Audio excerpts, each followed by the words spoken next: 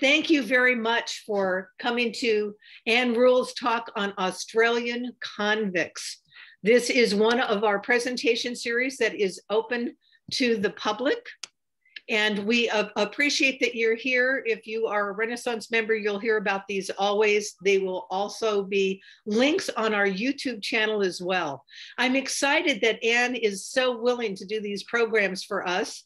She lived in Australia, so this is a story that is very personal. I don't know if she has any family members that were convicts. Maybe she'll actually explain that to us. She has been a Renaissance member for quite some years and has organized presentation programs. She'll have at least one more program, I think, coming up. Anne, I'm throwing it over to you. Thank you very much, Mary Ellen. So what we're going to cover today is the First Fleet, which is the first group of convicts that was sent to Australia. We're going to cover the where, the what, the who, the why, and the how, and take a closer look at a few of the individuals that made the trip. So what I have here on the left is a map from 1763 and a map on the right from 1770. Although the Dutch had sighted and mapped the west coast of New Holland in the early 1600s, it was not until 1770 that Captain Cook, on his first voyage, discovered the east coast of Australia. Cook proclaimed New South Wales in the name of King George III. For the next 17 years, New South Wales was put on the back burner, and it wasn't until the British government decided to use it as a penal colony and the First Fleet was born. So if you look at the map here on the left, you will see a very well-defined west coast and even the bottom of Tasmania. The north coast is also pretty much, this is the Dutch and to some degree the Portuguese. The map on the right, the red line is Captain Cook's first voyage. He completely went around both the North and the South Island of New Zealand, and also did the whole east coast of Australia, also proving that New Guinea and Australia did not meet. So we have 20 first-person accounts of the journey. I have used paintings and quotes from some of these documents in this presentation. Arthur Smythe, that you see his diary here, is a naval surgeon on the Lady Penland. What you see here is the first page of his journal. It lists the ports of call, and starting up at the very top, they start out in Portsmouth. Along the journey, they hit Rio de Janeiro, Cape of Good Hope, Tahiti, Canton, Sumatra, Timor, and St. Helena on the way home. So we've got paintings, letters, journals, and naval and legal documents that we can refer to as far as this trip goes. What was the First Fleet? The First Fleet is the story of mostly English men, women, and children sent on a journey of 16,000 miles that would take them almost 12 months to complete. Although a few of the First Fleet convicts returned to England, the majority did not. The First Fleet is also the first European settlement on the continent of Australia and the beginning of a nation. Shifting away from an agricultural society, an industrialized nation, Great Britain's cities become overly crowded. Poverty was at an all-time high and petty crimes soared. The beginning of the Industrial Revolution also ushered in a dramatic increase in the population. Adding to the loss of the American colonies, Britain lost the ability to send individuals as convicts and or indentured servants. Jails were full. Between 1784 and 1788, convicts were sent to Gibraltar and Bermuda. Additionally, old naval vessels were used to hold convicts. This is a hulk. It is a disused naval vessel tied up along the Thames. Stripped of all its sailing equipment, it's anchored close to shore so prisoners could be taken for work details. Food and conditions were terrible. They became overcrowded and conditions so deplorable that something had to be done. From the 16th century, a number of European countries shipped convicted criminals to places where labor was needed. France, Spain, Portugal, the Netherlands, and Russia had penal colonies. Actually, I think Russia still does in Siberia. However, the sheer scale of the project, the number of people transported, the duration of the journey, and the area settled marks this event as monumental. Being sentenced to transportation was considered a humane alternative to death by hanging. We see here in the first fleet, there was 582 men, 183 women, and 14 children, for a total of around 1,420. The youngest is John Hudson, a London chimney sweep. He was aged 9 when he was sentenced and 13 when he arrived in the colony. Along with them, they had the ship's crew of 320 or thereabouts, 247 Marines with 46 family members and 15 officials. There were a number of people in their 60s, a couple in their 70s, and one in her 80s. This was a naval operation with Captain Arthur Phillip at the head. There was 2 naval vessels, 6 convict ships, and 3 supply ships. Now, given that the British Navy was at its height during this period, just sending 2 naval vessels seemed to be pretty small to me. Ships measured anywhere in length from 75 feet to 110 feet. This is really a very small ship. Captain Phillip was born in Cheapside, London, to a very modest family. He was considered a very methodical planner. He became an apprentice on a whaling ship at age 15. He joined the Royal Navy at age 17, and he was in the Portuguese Navy in 1774. He saw military service in the 7-Year War, the Spanish-Portuguese War, and the American Revolutionary War. He retired from the Navy in 1805 with the rank of Admiral and passed away in Bath, England at age 78. And as I say here, he had complete power over everyone and everything. Instructions for our well-beloved Arthur Phillip, Esquire, Governor of New South Wales. You are to endeavour, by every possible means, to open an intercourse with the natives and to conciliate their affections, enjoining all our subjects to live in amity and kindness with them. Lord Sydney, Secretary for the Home Department. So hopefully you all were able to hear that. That was Philip's instructions from Lord Sydney, and Sydney is named after him. So the first fleet was well funded. It was a cost plus contract. This means whatever costs were incurred were paid.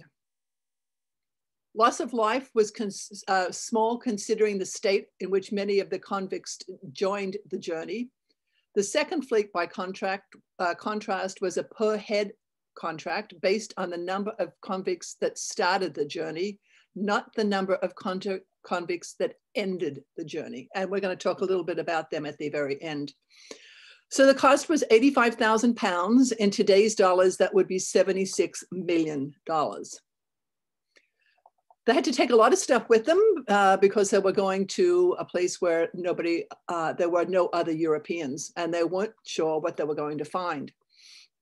So among the provisions that they took was 40 tents, 800 sets of bedding, 20 canvas cots, a portable house for Governor Phillip, plows, smith's bellows, sets of cooper's tools, 8,000 fishing hooks with fishing nets and harpoons, 747,000 nails along with hammers, chisels, and hatchets, 5,000 bricks, and 12 brick molds. They took brandy, rum, Bible, and books. Among the books was the complete works of Shakespeare. Governor Phillip took greyhounds, and the Reverend John took cats. a piano with sheet music by Mozart, and a printing press that sat in a box for 5 years because nobody knew how to use it. There were 4 months between the time the convicts were loaded onto the ships until they set sail. So you would think plenty of time to organize their provisions. Even so, all the women's clothing was left on the docks, and the court records for the convicts didn't even make it to the docks.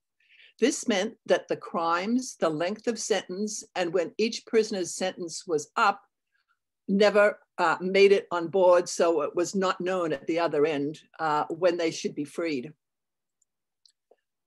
The convicts were loaded onto the ships in early January 1787, leaving England on May 13th.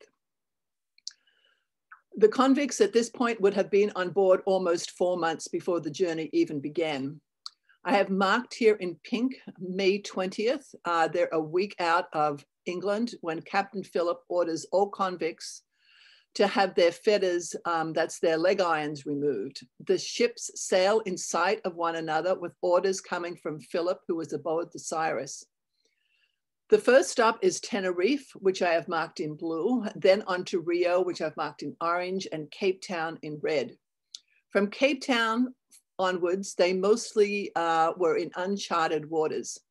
At Cape Town, the fleet is split into 2, with the 4 fastest ships taking the lead.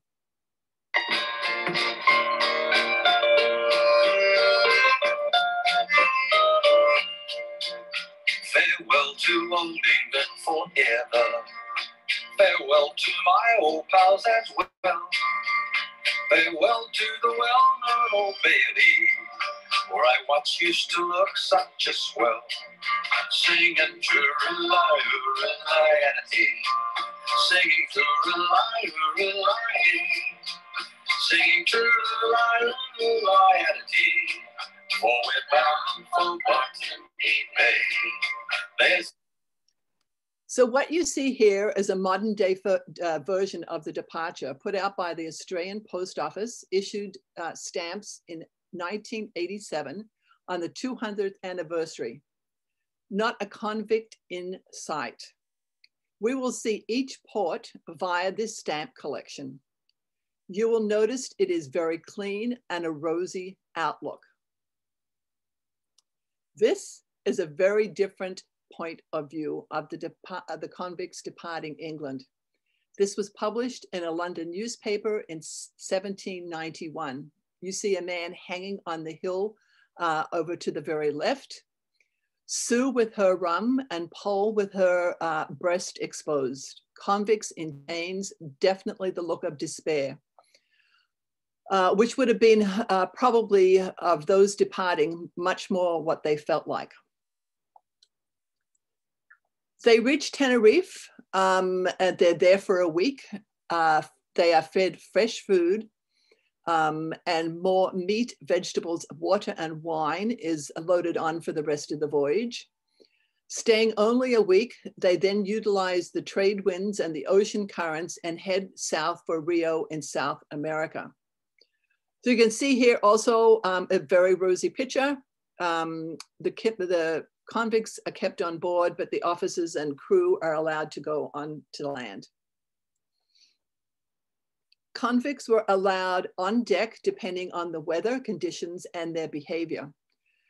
There were cramped, smelly conditions. Some men are held in chains. It's the total fear of the unknown and what fate has in store for them. The food was not good, but for many, better than they had in England. Mutiny attempts by the sailors and convicts on 2 of the ships happened here. Loss of life on board was 6% of the convicts and 17% for the crew. This is an extremely small number for the convicts, especially, like I said, as the conditions they were in when they first were loaded on. As I mentioned, Captain Phillip had been in the Portuguese Navy and he may well have had friends here. In fact, one of his assignments while he was in the Portuguese Navy was to transfer convicts from Rio to Buenos Aires. Again, you can see the officers are having a good time in port while the convicts are kept on board. This is a painting by George Raper.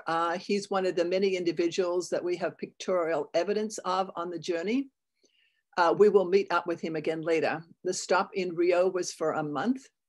At this stage, lice and other pests have run amok. The women are so infected that their clothing is burnt and they are given rice sacks to wear.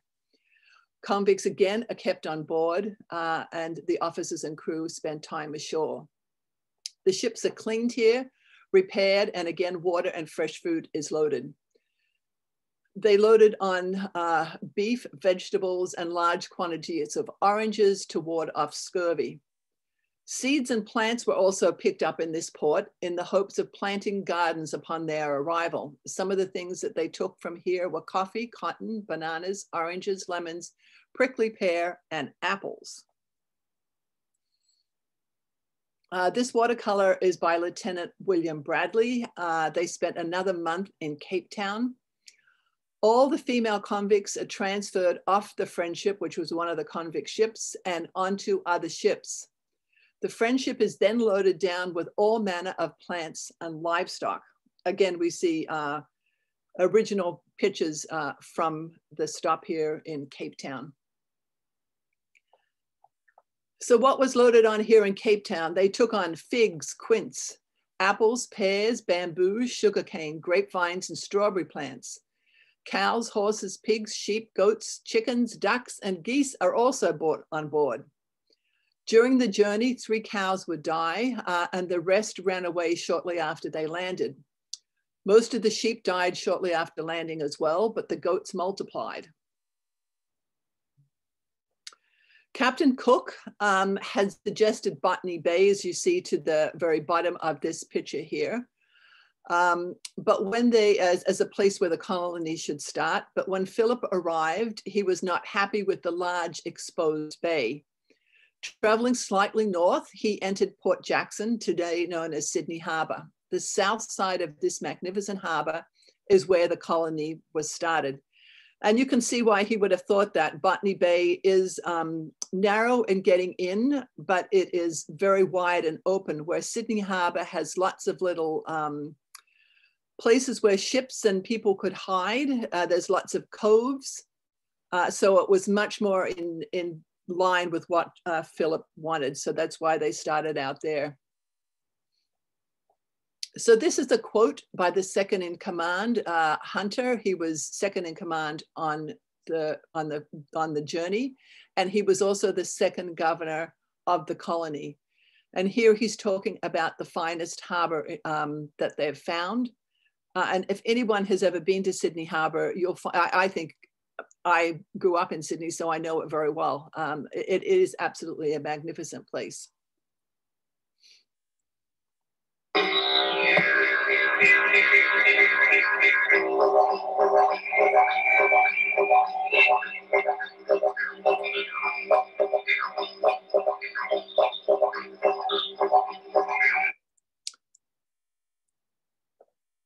So that was the sound of didgeridoo, native Australian Aboriginal music. For the most part, the Indigenous people were friendly but wary. In the beginning, occasional skirmishes broke out, but things were pretty smooth between the new settlers and the Australian Aboriginals. At the time of the landing, it is estimated that around someplace between 300,000 and 700,000 and 250 tribes were in the whole of Australia. Each tribe had its own language, body markings, and customs, etc. Approximately 5 tribes in 25 clans were in the Sydney area.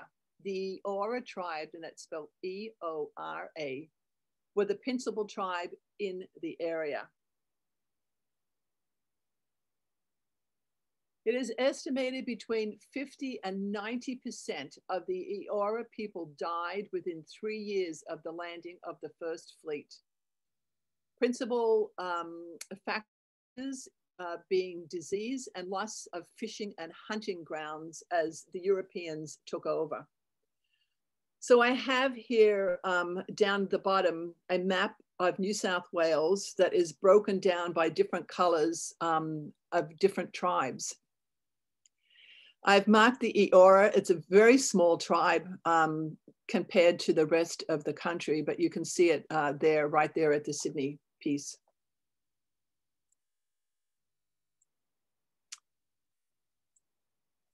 Sorry, I got ahead of myself there. So I want you to read this quote. The women were landed a couple of days after the men and the supplies were landed. I guess they were trying to make sure that the place was habitable for women before they brought them ashore. But this is a quote from Arthur Smythe, the officer and journal that I showed you in the beginning.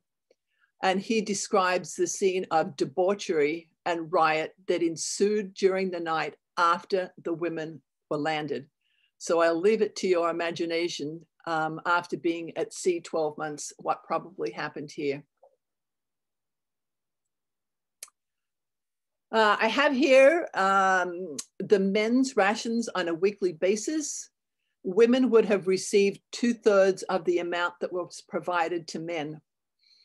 I've highlighted there May of 1789. When they left England 2 years before, they had approximately 24 months of supplies of food, they thought. And they were hopeful that people were going to be coming behind them to bring more supplies, and or that the farming would have taken off. By May, there was no one else that had come, and the farming was not going so well. They actually landed in January. So if you can imagine here in Sacramento, if you were trying to start off a farm in August, Australia being in the southern hemisphere. So that's the luck that they had. By October, rations are cut. By November, every man from the governor on down is cut. By 1/3, their rations were cut, but the women were left the same because the majority of them were nursing or breastfeeding. And then by April, so they've sent, one ship has gone to the Cape of Good Hope and brought back food, but that only lasted 4 months. And they've sent the supply again, this time to Batavia to pick up more supplies.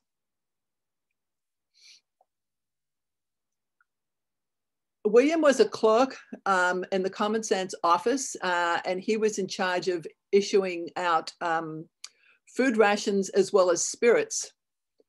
He received 200 lashes because a Marine was drunk on duty and he gave him the alcohol. I don't know what happened to the Marine. Additionally, he received 100 lashes for stealing a pumpkin. But then in 1791, he was granted 50 acres of land. So if you behaved yourself,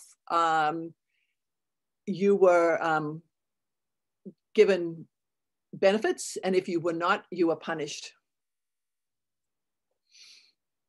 After arriving in Sydney, there were no jails to house the convicts. There were guards, but no buildings.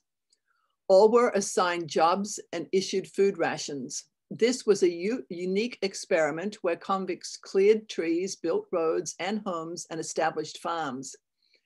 After completing their daily tasks, they were free to spend their time at leisure, fishing or working in the communal gardens, or they could hire themselves out to other people. This map is, we're now 2 months from the time of landing. The dark colored pieces that are here, here, here, and here are buildings, and I use that word loosely. They were more like mud huts or rough buildings. The Marines are here and here, are in tents. Female convicts are here.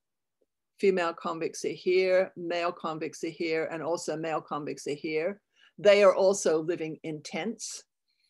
A couple of cooking stations have been set up, one here and here. The dotted outline is garden areas that have also been set up. And we have the 11 original ships are still at harbour. George Rapier, that I introduced you to earlier, was in the Royal Navy. He came from a wealthy family. He joined the Navy at 12. He returned to England and stayed in the Navy, rising to the rank of commander. In 2009, a book of his drawings, Plants and Animals of Australia, was published. You can see his original paintings at the National History Museum, London, and also at the Australian National Library. So he did a really good depiction of flora and fauna of Australia, as well as the paintings on the trip. So I'm going to introduce you now to your first Aboriginal word, and it is the name for this plant here. It is the waratah. It is the state flower of the state of New South Wales, spelt W-A-R-A-T-A-H.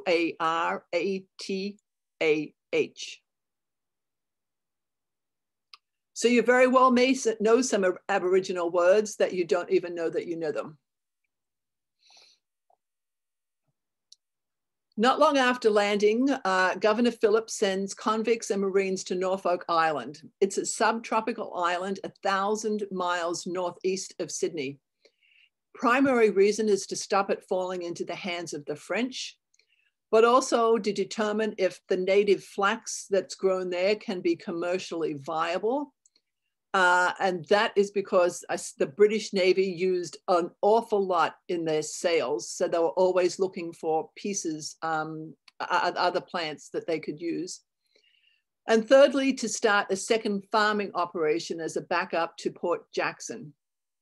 In March 1788, 15 convicts and 7 free men arrived.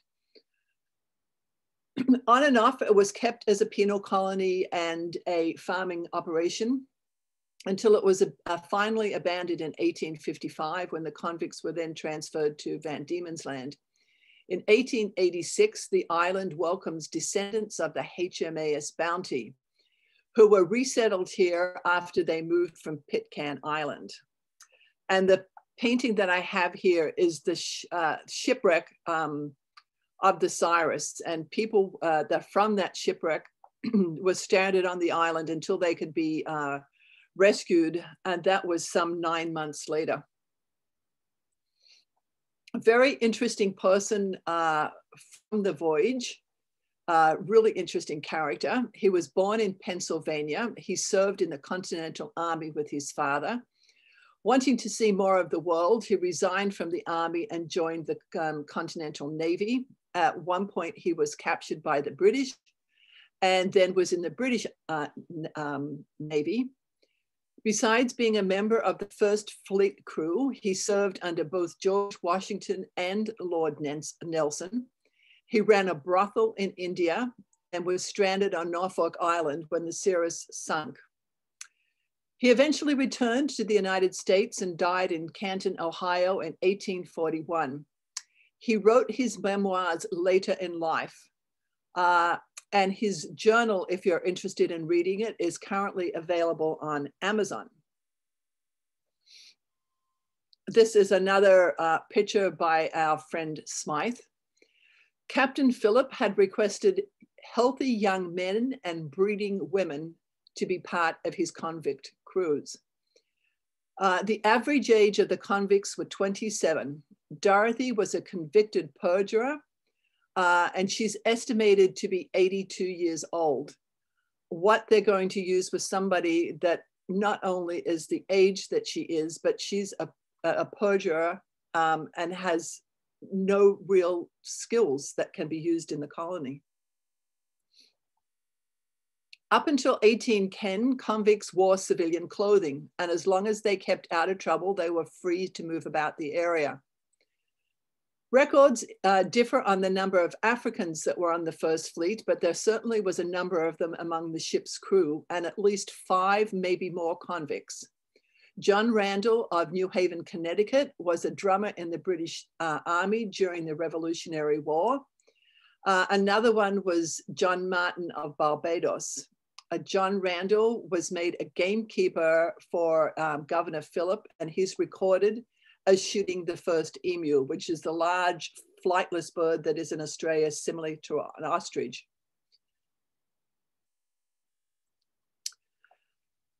Introduce you here to Mary. Mary was from a fishing family in Cornwall. She is convicted of highway robbery and sentenced to 7 years. And when I say she was convicted of highway robbery, she happened to rob a woman who was walking down a main road and stole her coat and her hat. She was on board the Charlotte, where she meets William Bryant, also a convict from Cornwall. Now, he's a fisherman and a convicted smuggler. Because Bryant is a fisherman, he is one of the few convicts with any skills, and he is put in charge of a fishing vessel. He is caught selling fish that he has caught on government time. Now, had he sold fish that were caught on his own time, he would have been okay. But the fish that he was selling, he was caught on using the government's time to do it. Therefore, it was part of the communal pot. He's given 100 lashes. They hatch a plan to escape in Governor Phillip's personal 6-oar open boat. Together with their 2 children and 6 other convicts, they set off from Sydney. By hugging the coastline and stopping to look for food and fresh water, they make it all the way to Timor in 66 days. They claim to have survived a shipwreck and are welcomed by the Dutch. After William gets drunk one night, he lets it slip that they are escaped convicts. They are then handed over to the British authorities. They are all shipped back to England to stand trial.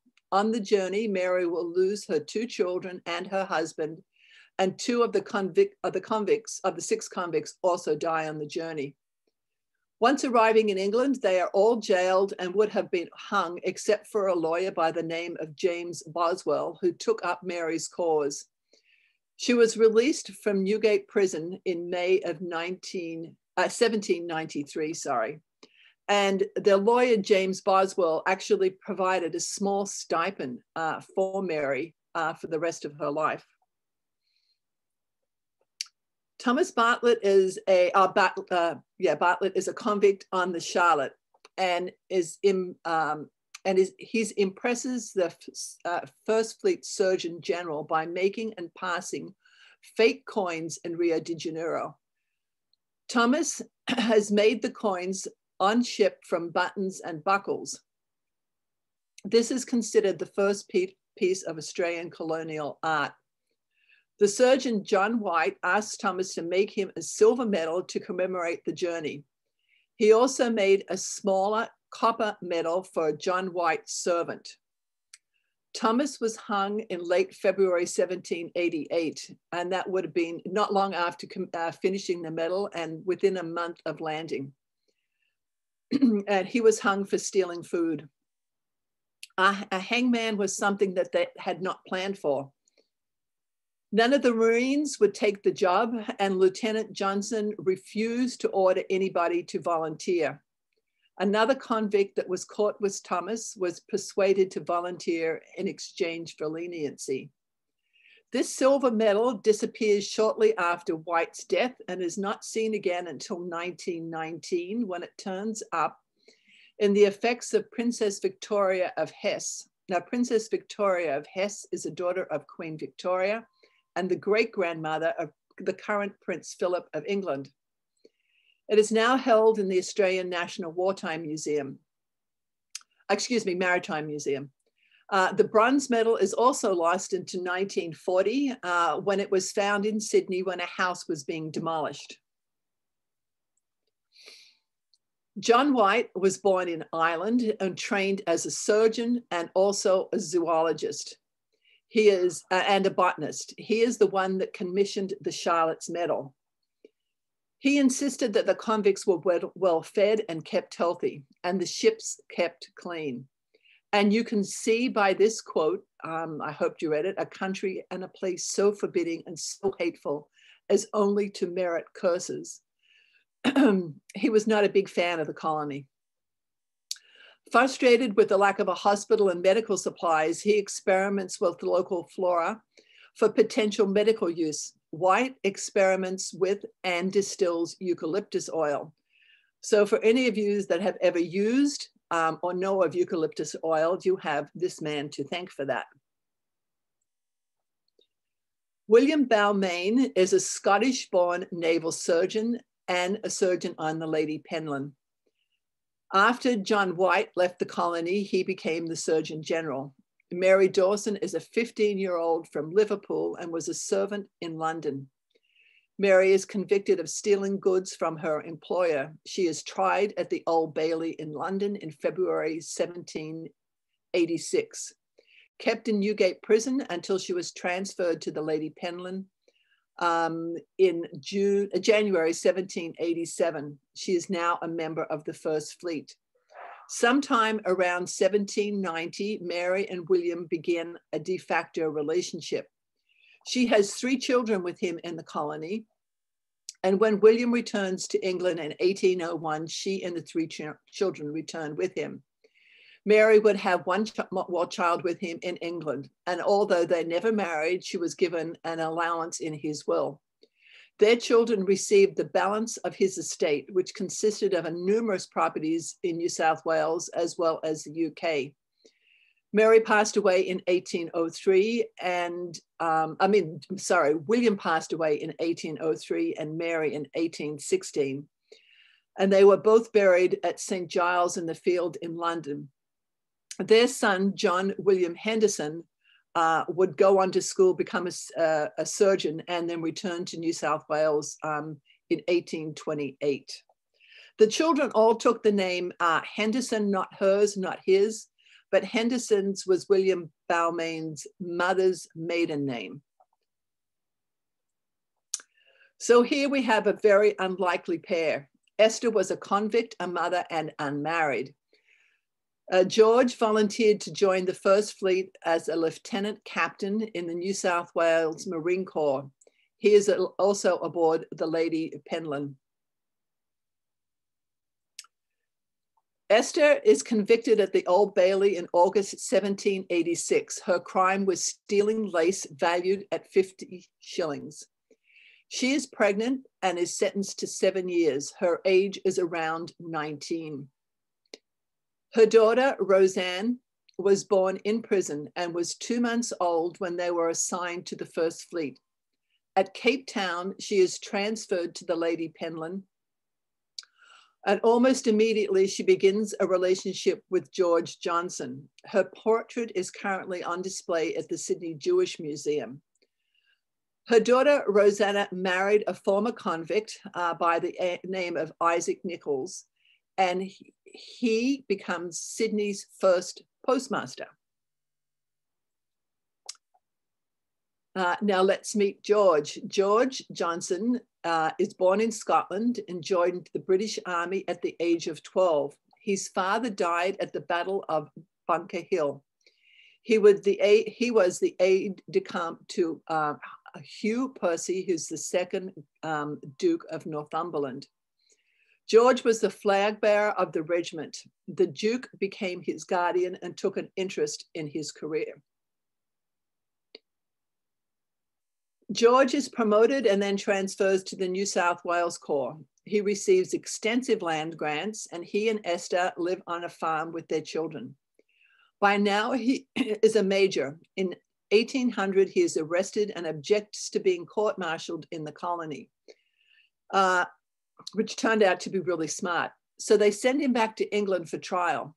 Esther manages his businesses while he is away. Because no witnesses are sent to from the colony to England, he is acquitted and returns to Sydney in 1803. And you can see also here, he at one time was the wealthiest man in the colony. William Bligh, some of you may have heard of him, was sent to the colony to clean it up. He is the governor from 1806 to 1808. Bligh and a number of wealthier members of the colony did not see eye to eye. On the 28th of January, 1808, 400 men of the New South Wales Corps, under the command of George Johnston, march on Government House and arrest Bligh. This is Bligh's third mutiny. This would later become known as the Rum Rebellion.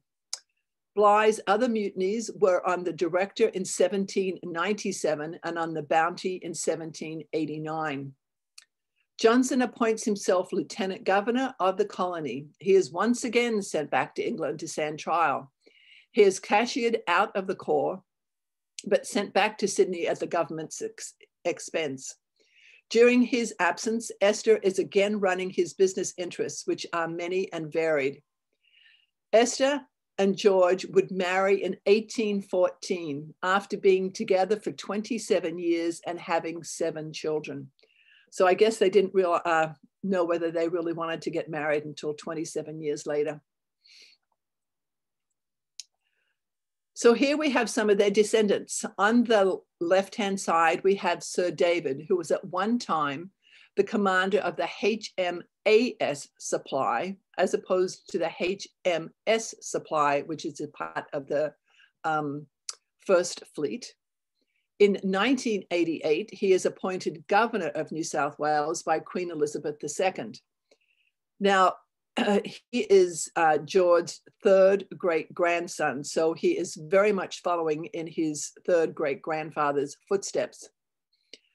George, Roseanne's son, George Nichols, is the first Australian-born solicitor, and he has appointed Auditor General of New South Wales in 1856, and he's also a member of the New South Wales legislature.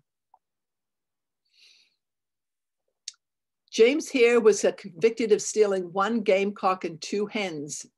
He was a master bricklayer and builder. After arriving in the colony, he trained convicts to be brick makers and bricklayers. He was pardoned in 1790 and rejected an offer to return to England. When James was originally convicted and sent with the First Fleet, he was married with 3 children. He remarried in Australia and had another family and had no interest in returning to England. So he rejected the offer to return home. He's made superintendents of all brickmakers and bricklayers. He is responsible for most of the building in Sydney between 1777 and 1780. He also received a land grant of 245 acres. On his death in 1804, he was given full military honors and what you would call a state funeral. So this guy here, I like quite a lot. James was a Cornish farmer, the only convict that had any idea how to grow any kind of crop. He was convicted in 1782 for 7 years, which were up in 1789, 18 months after the First Fleet landed. But because all the court records had been left in England, James had no way to prove that he should have been allowed to be free. The governor gives him 1 acre of land and he plants the first wheat crop. While he didn't grow enough to sustain them, he did grow enough to get enough seeds to plant the next year's seed crop. He is considered the father of the Australian wheat industry, and Australia does grow a lot of wheat. On the left, you see his tombstone that he carved himself. I'm going to read it to you, but I'd like you to follow along as I do. His spelling is very interesting, but you can tell by it he must have been somewhat educated. So this is the tombstone he carved himself. So please read with me. To the memory of James Ross, who departed this life September 5 in the year of our Lord 1837. Native of Cornwall and arrived in this colony by the First Fleet, aged 77. My mother reared me tenderly. With me, she took much pains. And when I arrived on the colony, I sowed the first grains. And now with my Heavenly Father, I hope to ever remain. So because he was so successful, he receives the very first land grant Before any of the Marines, before any of the officers, he is given 30 acres of land and a gift of pigs and chicken from the governor. So this quote that you see here is by David Collins, the judge advocate. The colony at this point was was literally almost to the point of starving. It was very much struggling. And a cargo so unnecessary and so unprofitable, I want you to think for a second what that may have been. What they actually got was 222 females. And they came without provisions. 25% of the convicts died on the journey there. Most of the convicts were London prostitutes, and the ship was known as the Floating Brothel, having very profitable stops in Rio de Janeiro and Cape of Good Hope. On board is Mary Wade, aged 11. She was a London beggar and charged with stealing clothes. She was sentenced to hang, but her sentence was commuted by George III to transportation. She had a total of 21 children by numerous different men, which was not uncommon of the early days of the colony. Mary died at the age of 82, leaving behind 300 living relatives when she passed away. Kevin Rudd, the former two-time Prime Minister of Australia, is one of her descendants. The Second Fleet arrived, having left England with little provisions. A quarter of their convicts died on the journey. 486 arrived so ill that they died within days of landing. And 40% of the rest of them died within 6 months.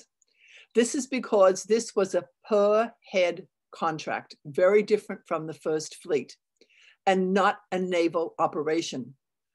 So people were paid for the number of head they took on, not the number of people that landed at the other end. The Second Fleet was the highest death rate by far of any of the transports to the colony. So what happened to you after you are finished your sentence? You could escape, you could die in the meantime. You could get a ticket of leave, which meant that you could, a ticket of leave actually was a very big deal. This meant that you could work for yourself and not for the government or any assigned master. You could start to acquire property. It also meant that you had to rely on yourself because you could not be supplied by food or lodging by the government anymore. So usually most of the people, and this is doesn't take into account one way or the other if they had misbehaved, but once half their sentence was up, almost everybody received this ticket of leave. The second was a conditional pardon, which meant the same as the above, but now you are free to move about. You could even leave the colony if you wanted to, but you could not return to Great Britain.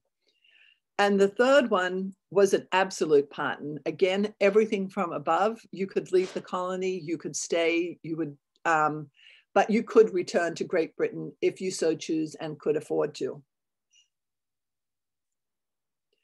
5 years after arrival, 85% of the First Fleet convicts were free.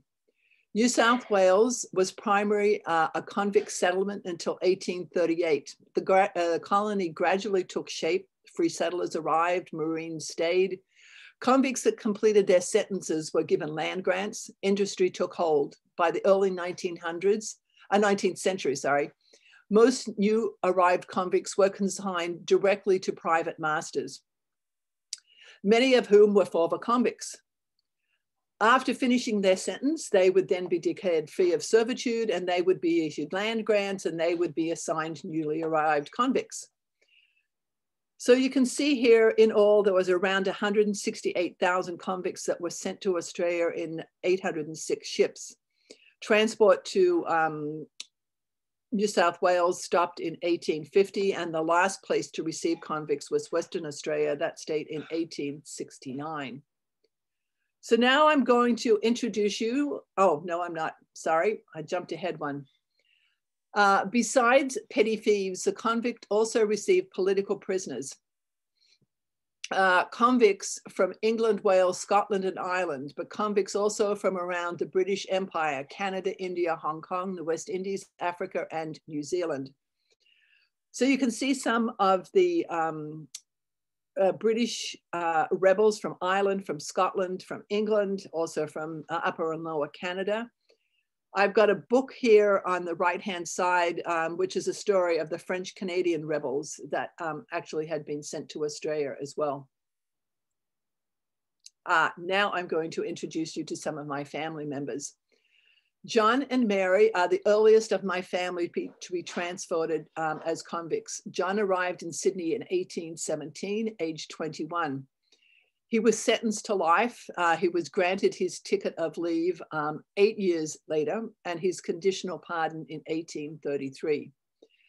So this is his conditional pardon that is posted here on the left-hand side. You can see his name, John Smith, very original, which we don't believe to be his real name. The ship that he came on, his master at the time was Williams, the year he arrived.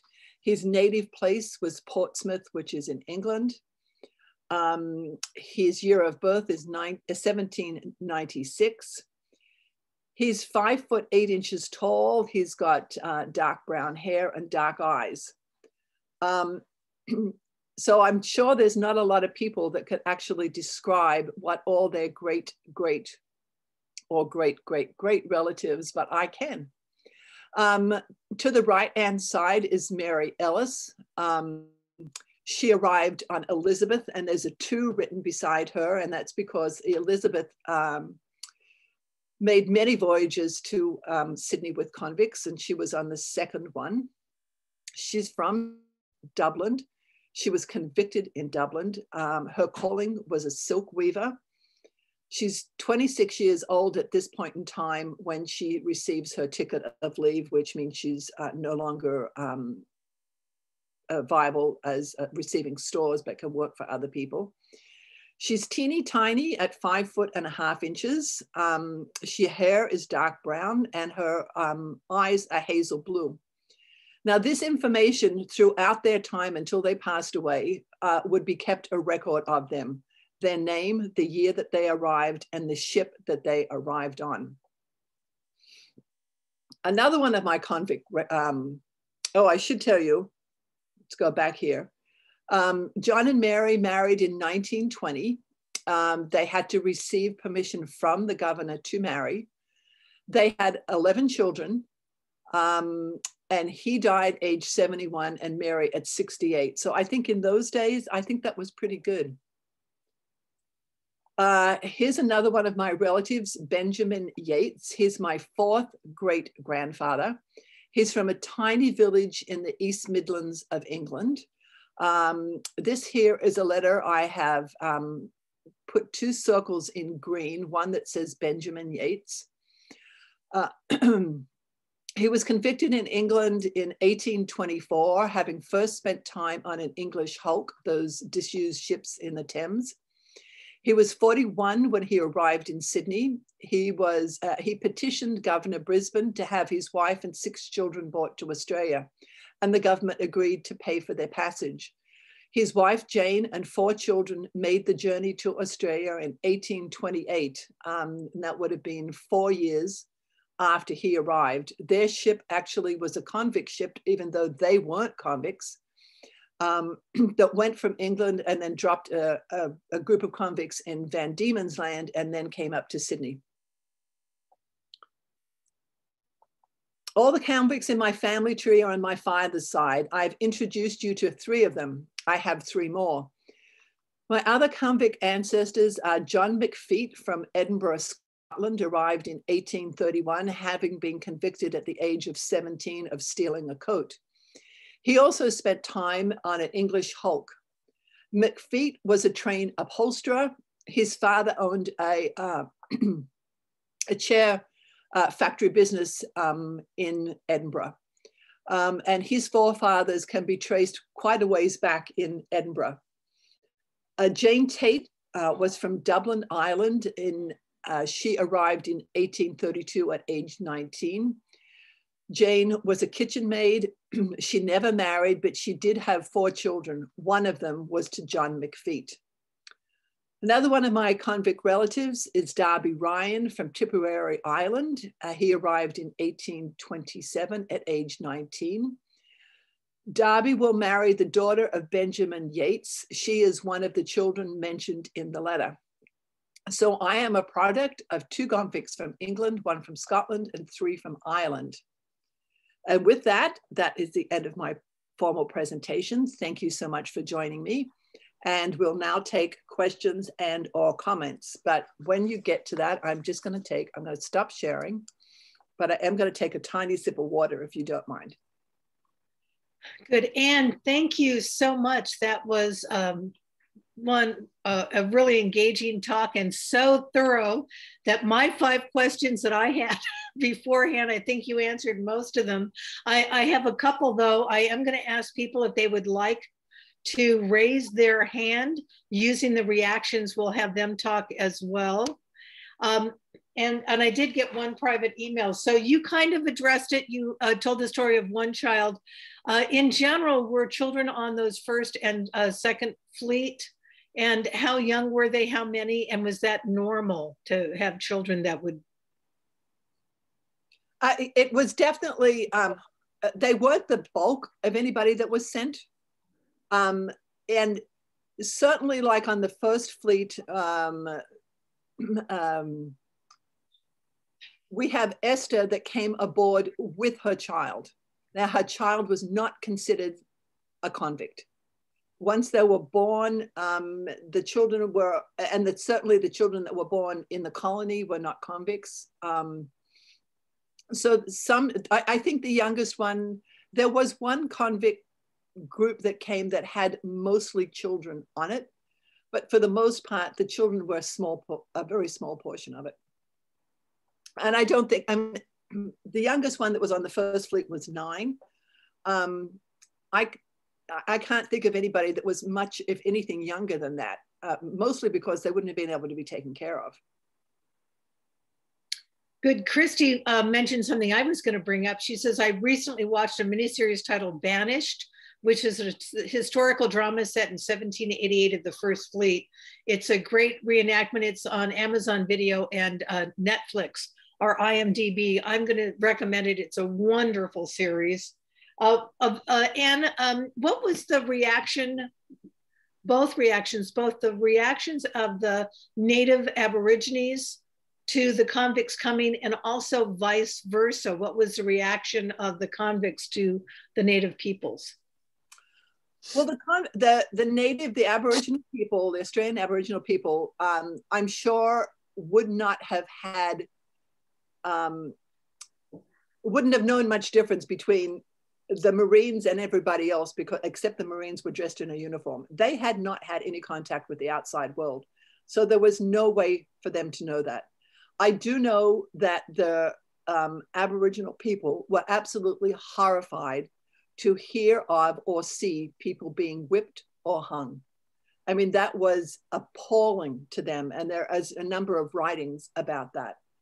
And the way that punishment was dealt out. So I can answer that part of it. But otherwise, I don't think there was, the local people, the Aboriginals, I think they were just, the people were the people, no difference between the convicts and the rest of them. Great. Wayne, did you want to, I think you might be unmuted. Do you want to ask your question? Yeah, a couple of things. One is a statement.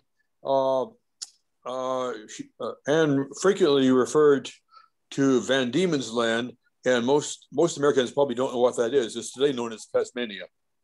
But she mentioned Van Diemen's. That was one of the penal colonies, and I have read The Fatal Shore by the book The Fatal Shore, and mentioned the another penal, the worst penal colony, apparently according to that, was the was the one that was set up on Norfolk Island. People were treated much worse there than they were on the Australian mainland. I wonder if she has any comments about that. Yes, the penal colony that was set up on Norfolk Island, convicts that misbehaved, especially, so what I was mostly focusing on today is the first fleet. But as the colony grew and more convicts came, if you were really much worse than misbehaved, but if you were convicted of a crime in New South Wales, you were then sent to Norfolk Island, because they actually did have a prison system there. And yes, it was brutal. The same as, they also sent convicts from New South Wales to Tasmania as well, to Van Diemen's Land. So that was the penal colony of the penal colony. And Ken, good to see you again since last night. You want to ask your question? Yeah, sure. What was the ratio of men to women after the first, second? And what was the life of a woman in the colony like, given the ratio? It depends. The first ones, not so good at all. When the fleets would come in, the wealthy, and I mean, you know, the wealthier people and the Marine officers would have first pick of women as servants. From then, convicts could, that were free of servitude, could pick women. And if they didn't get taken there, they were taken to a place called a factory. And so women would live there, and they spun and they weaved cloth, they washed clothing. And if they were lucky, like Mary and John, my people, he went to the factory to get her and hired her as his housekeeper. They had 2 children before they ever married, but they did stay together. I mean, it was one of the things that you had to do to survive. So it is interesting. I know with her name on the records was Mary Ellis, but we believe her name was Mary Tate, because as the children were baptized, she used the name Tate. On her wedding document, she had to use Ellis because that's what the government knew her as. And some 20 years after they were married the first time, she remarried the same husband again, using Tate as her name. So I think if you were smart, like Esther was a very smart woman. She eventually, but that was the choices that they had to make to survive. But yeah, the men obviously had it a lot easier, I think. Not physically, but sexually, yes. And could you address the question of religion and spirituality and how different that was from America's? Yes. So on the first fleet that came out, there was one chaplain for all those people. The first church was not built until 5 years after settlement. So they were not focused at all on the spirituality or the religious teachings of the Church of England.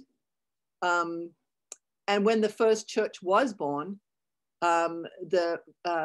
Johns was the chaplain, paid for it himself and got convicts, paid for convicts that had finished their work with the government, paid them to build his church. So it was the spirituality of the colony was not a focus. Like if I think about when the first people came to this country, the first Europeans that came to this country, very much getting away from persecution and very much spiritual people. This was not.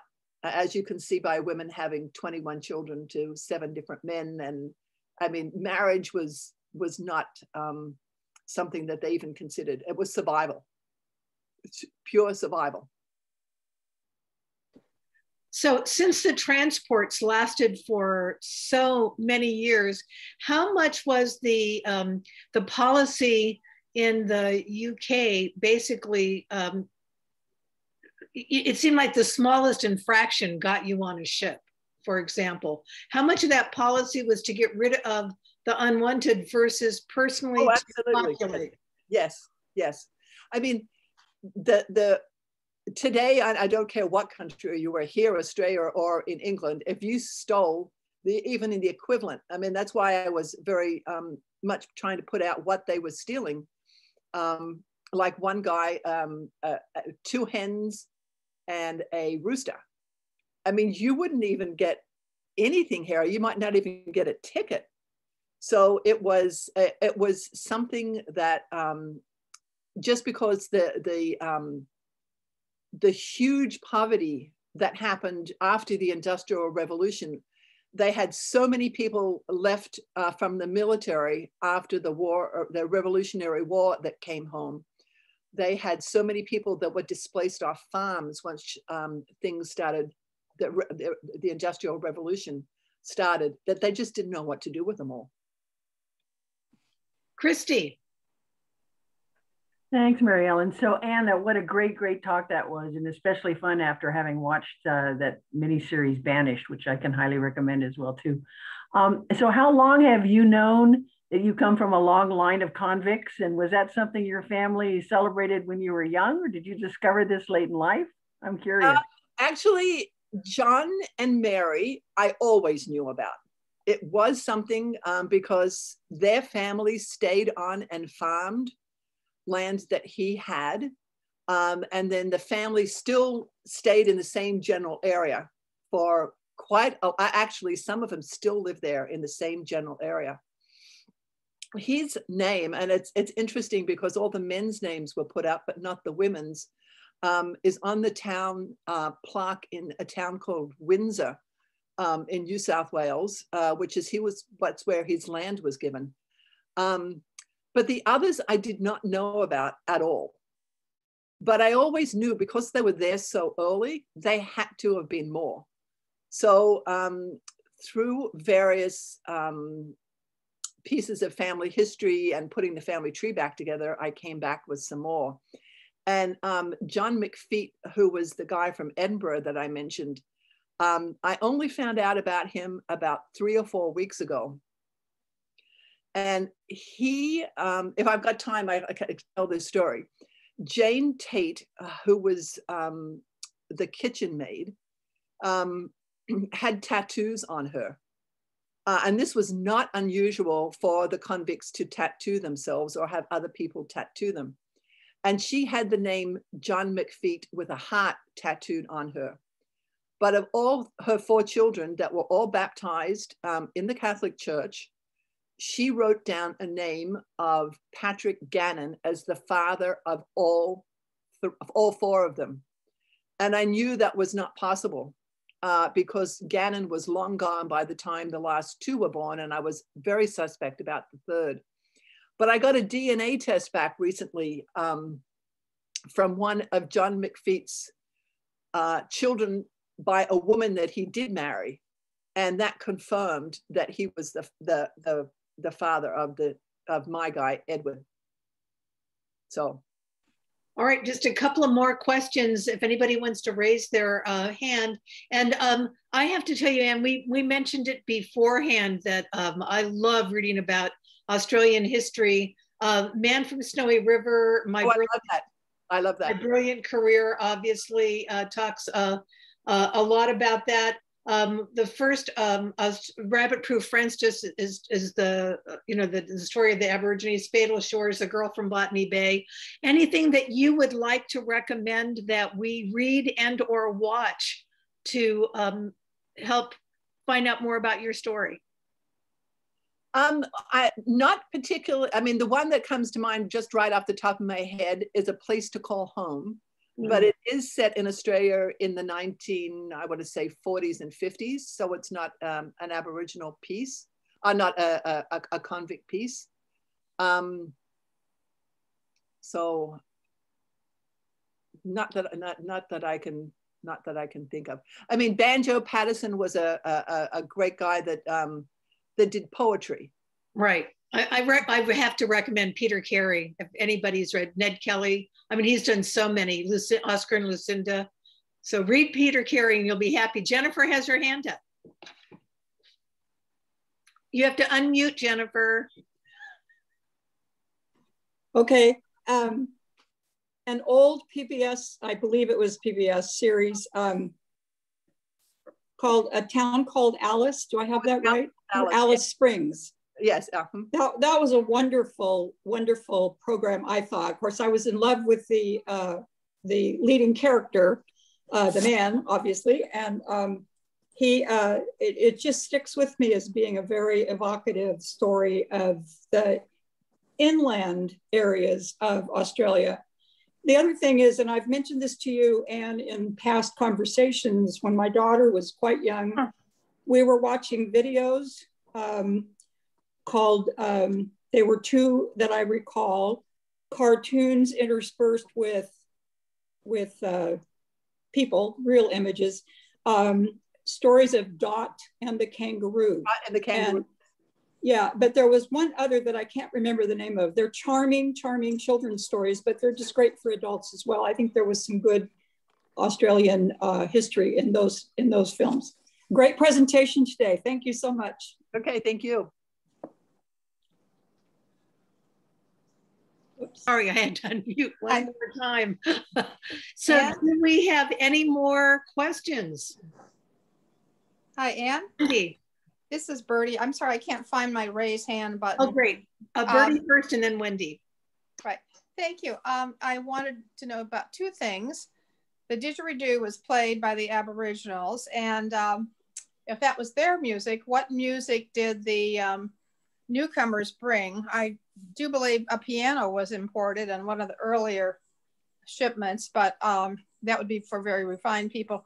And secondly, did the Aboriginals do any kind of work with the newly arrived people, such as sharing farming or hunting ideas? The Aboriginals, first of all, didn't farm. They were hunter-gatherer people. Yeah, that's what I thought. So no farming. And as far as I know, no work was done with the first fleet. Now, as the colony progressed, there were certainly many Aboriginals that were employed on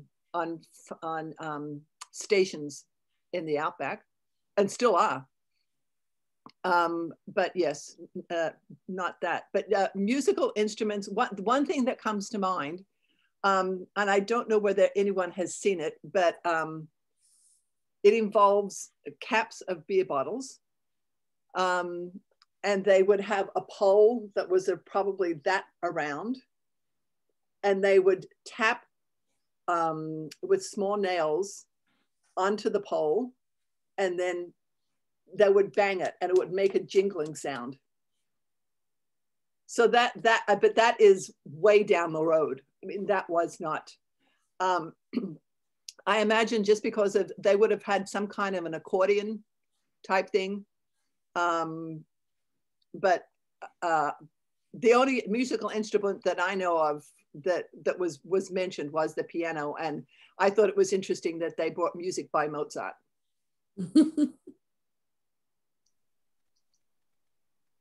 Wendy. Thank you. I've been looking at the background behind Anne and wondered if that was taken near the Sydney Zoo.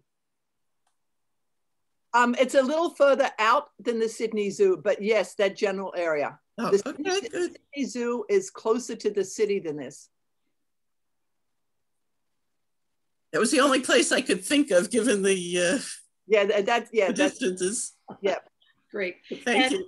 Beth Mann. Thank you, Beth. Okay, I just wanted to share this instrument when you're talking about. That's right. What it is. Okay, this I got there, and yeah. And that's exactly the idea, except this is a fancier one that I'm sure than they use. Yeah. That's wonderful. And before I ask you to do whatever closing words you have to say, I have to tell you that I'm a firm believer that the food in Australia is some of the best. And I want to recommend a magazine, actually, if I can find the name of it. And of course I can't.